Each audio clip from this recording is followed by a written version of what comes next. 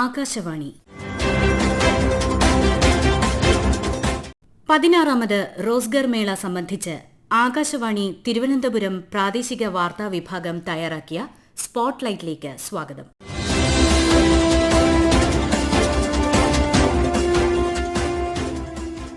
തൊഴിലവസരങ്ങൾ സൃഷ്ടിക്കുന്നതിന് ഉയർന്ന മുൻഗണന നൽകുന്ന കേന്ദ്ര സർക്കാരിന്റെ പ്രതിജ്ഞാബദ്ധതയുടെ പൂർത്തീകരണത്തിലേക്കുള്ള ചുവടുവയ്പ്പാണ് തൊഴിൽമേളകൾ.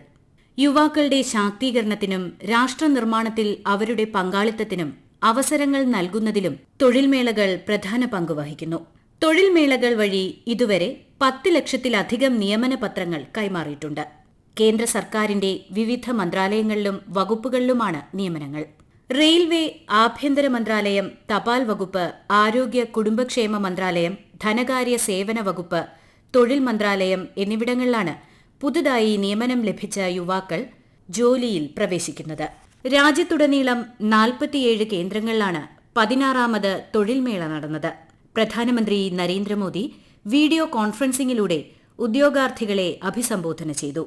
വിവിധ സർക്കാർ വകുപ്പുകളിലും സ്ഥാപനങ്ങളിലും പുതുതായി നിയമിതരായ 51,000-ത്തിലധികം യുവാക്കൾക്ക് നിയമന പത്രങ്ങൾ കൈമാറി. യുവാക്കളെ ശാക്തീകരിക്കുന്നതിനും വികസിത ഭാരതം കെട്ടിപ്പടുക്കുന്നതിലുമുള്ള സർക്കാരിന്റെ പ്രതിബദ്ധതയാണ് റോസ്ഗാർ മേള പ്രതിഫലിപ്പിക്കുന്നതെന്ന് പ്രധാനമന്ത്രി പറഞ്ഞു. വ്യത്യസ്ത കടമകൾക്കിടയിലും പൌരൻ ആദ്യം എന്ന തത്വത്തിൽ നയിക്കപ്പെടുന്ന ദേശസേവനമായിരിക്കണം ലക്ഷ്യം. केंद्र सरकार में युवाओं को पक्की नौकरी देने का हमारा अभियान निरंतर जारी है और हमारी पहचान भी है बिना पर्ची बिना खर्ची. आज 51,000 से अधिक युवाओं को नियुक्ति पत्र दिए गए हैं. ऐसे रोजगार मेलों के माध्यम से अब तक लाखों नौजवानों को भारत सरकार में परमानेंट जॉब मिल चुकी है. अब ये नौजवान राष्ट्र निर्माण में बड़ी भूमिका निभा रहे हैं.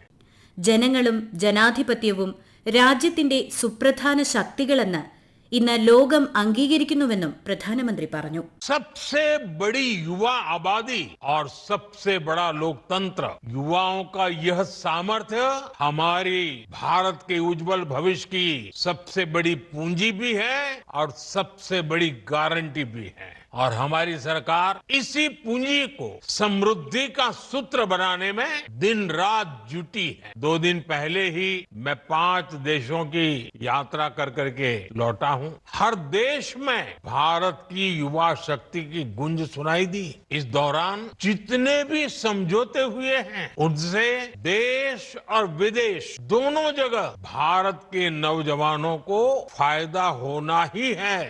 സ്വകാര്യ മേഖലയിൽ പുതിയ തൊഴിലവസരങ്ങൾ സൃഷ്ടിക്കുന്നതിൽ കേന്ദ്ര സർക്കാർ ശ്രദ്ധ കേന്ദ്രീകരിക്കുന്നതിന് തെളിവാണ് അടുത്തിടെ അംഗീകാരം നൽകിയ തൊഴിൽ ബന്ധിത പ്രോത്സാഹന പദ്ധതിയെന്നും ശ്രീ നരേന്ദ്രമോദി പറഞ്ഞു. बदलते हुए समय के साथ नेचर ऑफ जॉब भी बदल रहा है. नए नए सेक्टर्स भी उभर रहे हैं. इसलिए बीते दशक में भारत का जोर अपने युवाओं को तैयार करने का है और इसके लिए आधुनिक जरूरतों को देखते हुए आधुनिक नीतियां भी बनाई गई है. स्टार्टअप्स, इनोवेशन और रिसर्च का जो इकोसिस्टम आज देश में बन रहा है वो देश के युवाओं का सामर्थ्य बढ़ा रहा है. വികസിത് ഭാരത് 2047 എന്ന ലക്ഷ്യം കൈവരിക്കാൻ യുവാക്കൾക്ക് പ്രചോദനമാണ് ഇത്തരം തൊഴിൽ മേളകളെന്ന് പരിപാടിയിൽ ഓൺലൈനായി പങ്കെടുത്ത കേന്ദ്രമന്ത്രി ജിതേന്ദ്ര സിംഗ് പറഞ്ഞു.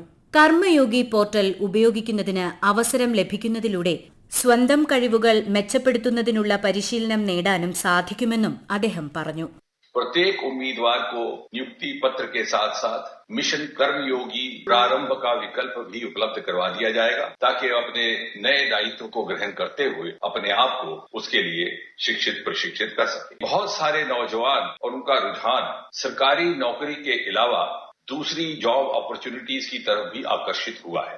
और दूसरी ऑब्जर्वेशन ये भी है कि बहुत सारे ऐसे सेक्टर जो शायद पहले युवाओं की प्राथमिकता में शामिल नहीं थे अब प्राथमिकता में दिखने लगे. उदाहरण के तौर पर जहां आपके आह्वान से चलते स्टार्टअप्स की कुल संख्या देश भर में 300, 350, 400 से बढ़कर के 1.25 लाख तक जा पहुंची. हम दुनिया में तीसरे दर्जे पर आन खड़े हुए. वहीं साथ ही साथ बायोटेक स्टार्टअप्स की संख्या सन 2014 में मात्र 50 हुआ करती थी, आज बढ़कर के 11,000 से अधिक हो गई। और स्पेस स्टार्टअप्स मात्र सिंगल डिजिट हुआ करते थे, आज 300 से अधिक हो गए। और यदि हम इन स्टार्टअप्स के माध्यम से उत्पन्न हुई जॉब अपॉर्चुनिटीज की संख्या देखें तो समझ में आता है कि 17,28,000 जॉब अपॉर्चुनिटीज केवल और केवल गत 8-10 वर्षों में स्टार्टअप्स के माध्यम से उपलब्ध हुई हैं। ये सब इसलिए संभव हुआ कि गत कुछ वर्षों में आपके दिशा निर्देश में एक ऐसा इकोसिस्टम निर्माणित हुआ है जो कहा जा सकता है कि एक लिविंग इकोसिस्टम है, जहां एक और स्टार्टअप्स को इंसेंटिव भी मिल रहे हैं, दूसरी ओर प्रधानमंत्री मुद्रा योजना, प्रधानमंत्री विश्वकर्मा योजना जैसे रोजगार के प्रावधान भी हैं और साथ ही साथ नेशनल एजुकेशन पॉलिसी 2020 के माध्यम से प्राथमिकताएं चुनने की स्वतंत्रता भी है। രാജ്യത്തിന്റെ വിവിധ ഭാഗങ്ങളിൽ തൊഴിൽ മേളയോടനുബന്ധിച്ച് നടന്ന പരിപാടികളിൽ കേന്ദ്രമന്ത്രിമാർ പങ്കെടുത്തു. 2047ഓടെ രാജ്യം വികസിത ഭാരതത്തിലേക്ക് നീങ്ങുകയാണെന്ന് കേന്ദ്ര വാർത്താവിതരണ പ്രക്ഷേപണ സഹമന്ത്രി എൽ മുരുകൻ പറഞ്ഞു. തമിഴ്നാട്ടിലെ പെരമ്പൂരിൽ ഇന്റഗ്രൽ കോച്ച് ഫാക്ടറിയിൽ റോസ്ഗാർ മേളയിൽ സംസാരിക്കുകയായിരുന്നു അദ്ദേഹം. റോസ്ഗാർ മേളയുടെ ഭാഗമായി കേരളത്തിൽ തിരുവനന്തപുരത്തും പാലക്കാടും പരിപാടികൾ സംഘടിപ്പിച്ചു. ദക്ഷിണ റെയിൽവേയുടെ ആഭിമുഖ്യത്തിൽ തിരുവനന്തപുരത്ത് റെയിൽ കല്യാണ മണ്ഡപത്തിൽ നടന്ന പരിപാടിയിൽ divisional railway manager Manish Thapliyal മുഖ്യാതിഥിയായി. We are going to be a part of great modernization, great visionary actions which the government is taking. You, all of you who will join these central government organizations, you will be contributing to the growth, to the well-being, to the future of the nation. This opportunity is much cherished. We have got this opportunity after a lot of efforts. We have ensured that everything the government of India has ensured that you have come through in a fair, transparent and time-bound manner. I am very sure that you will be very excited to join your new postings, new assignments, and you must be aware that this is the 16th such function, the 16th tranche of the Rozgar Mela, which now you are part of. വിവിധ വകുപ്പുകളിൽ നിയമനം ലഭിച്ച ഉദ്യോഗാർത്ഥികൾക്ക് ചടങ്ങിൽ നിയമന ഉത്തരവുകൾ കൈമാറി. Railway, ISRO, VSSC, CRPF, union bank of India, EPFO, central water commission, IIM Kozhikode എന്നിവിടങ്ങളിലാണ് 93 ഉദ്യോഗാർത്ഥികൾക്ക് നിയമനം ലഭിച്ചത്. ഒരു വർഷത്തിനകം 10 ലക്ഷം പേർക്ക് തൊഴിൽ നൽകുകയാണ് റോസ്ഗാർ മേളയുടെ ലക്ഷ്യം. തിരുവനന്തപുരത്ത് നടന്ന പരിപാടിയിൽ നിയമന പത്രം ലഭിച്ച ഉദ്യോഗാർത്ഥികളുടെ പ്രതികരണങ്ങളിലേക്ക്. VSSC Vikram Sarabhai space centre ISROയിൽ സയന്റിഫിക് അസിസ്റ്റന്റ് ആയിട്ട് ജോയിൻ ചെയ്തിരിക്കുകയാണ്. നമ്മുടെ വർക്ക് നേച്ചർ ഓഫ് വർക്ക് എന്ന് പറയുന്നത് റിസർച്ച് ഇൻ അറ്റ്മോസ്ഫറിക് സയൻസ് ആണ്. Also developmental process of remote sensing എക്യുപ്മെന്റ്സും കൂടെ ഉണ്ട്. റിക്രൂട്ട്മെന്റ് എന്ന് പറഞ്ഞു കഴിഞ്ഞാൽ നമുക്ക് ആദ്യമേ ഉണ്ടായത് 2019 നമ്മളിത് വിളിക്കുന്നത്. ആ സമയത്ത് കൊറോണ വന്നതുകൊണ്ട് തന്നെ റിട്ടേൺ എക്സാം കുറച്ച് ഡിലേ വന്നിരുന്നു. പക്ഷേ ഡിലേ ഉള്ളത് അവർ മേക്കപ്പ് ചെയ്തത് എങ്ങനെയാണെന്ന് വെച്ച് കഴിഞ്ഞാൽ അവർ സെപ്റ്റംബറിൽ തന്നെ നമുക്ക് എക്സാം നടത്തുകയും ഓൾമോസ്റ്റ് സെപ്റ്റംബർ നവംബറിൽ തന്നെ നമുക്ക് അതിൻ്റെ ഫസ്റ്റ് എക്സാമിൻ്റെ റിസൾട്ട് തന്നെ അപ്പം തന്നെ പുറത്തുവിട്ടു. ജനുവരി 1 ഇനീഷ്യലിൽ തന്നെ അവർ അവരുടെ സ്കിൽ ടെസ്റ്റിനുള്ള ഡേറ്റ് തന്നു. അങ്ങനെ പെട്ടെന്ന് തന്നെ ആ ഒരു പ്രോസസ് നടന്നു. ഏപ്രിൽ 1 തന്നെ ഏപ്രിൽ 1 ചേർന്ന് തന്നെ മാർച്ച് എൻഡ് തന്നെ നമുക്ക് ഫുൾ റിസൾട്ട് ഔട്ടായിരുന്നു. അപ്പോൾ ആ ഒരു ഫാസ്റ്റ്നെസ് വളരെ ഇമ്പ്രസീവായിട്ട് തന്നെ തോന്നി. ആ ഒരു കാര്യം, ഞാൻ റിസർച്ച് ബാക്ക്ഗ്രൗണ്ടിൽ നിന്ന് വരുന്നൊരു വ്യക്തിയാണ്. അപ്പോൾ അതുമായിട്ട് റിലേറ്റഡ് ആയിട്ടൊരു പോസ്റ്റ് കിട്ടുക ആക്ച്വലി അതിനൊരു അവസരം ഉണ്ടാക്കി തന്നതിന് ഗവൺമെൻറ് വളരെയധികം നന്ദിയുണ്ട്. സെൻട്രൽ ഗവൺമെൻറ് ആ ഒരു എസ്റ്റീംഡ് ഓർഗനൈസേഷൻ ISRO പോലത്തെ എസ്റ്റീംഡ് ഓർഗനൈസേഷനിൽ അതുപോലെ വർക്ക് ചെയ്യാനും അതിനുള്ള ഒരു അവസരം ഉണ്ടാക്കി തന്നതിന് എന്നും ഗവൺമെൻറ്റിനോട് നന്ദിയുണ്ട്. Thank you. എൻ്റെ വീട് എറണാകുളം. ഞാൻ യൂണിയൻ ബാങ്കിൽ ക്ലർക്കായിട്ട് ജോയിൻ ചെയ്തതാണ്. കുറേ നാളത്തൊരു അധ്വാനവും പരിശ്രമമൊക്കെ ആയിരുന്നു ഈ ഒരു ജോലി കിട്ടുക എന്നുള്ളത്. എൻ്റെ അപ്പോയിൻമെൻറ്റ് ലെറ്റർ ഏറ്റുവാങ്ങാൻ സാധിച്ചതിൽ വളരെ സന്തോഷം.